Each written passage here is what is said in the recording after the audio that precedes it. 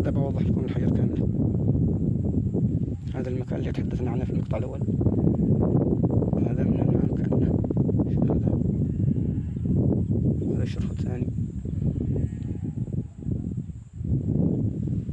هذه حجر وهذا ثاني فوقها وهذه تحتها كلهن تحت، يعني كأنه موزيات، كأن في شيء وزاهن، يعني زيت يد.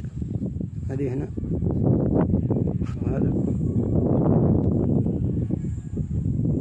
وهذا على زي هذه محترفة. هذا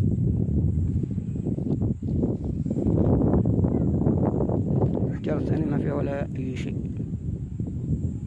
ما عندي خبرة أنا. هذا بوضح لكم الحجر كاملة.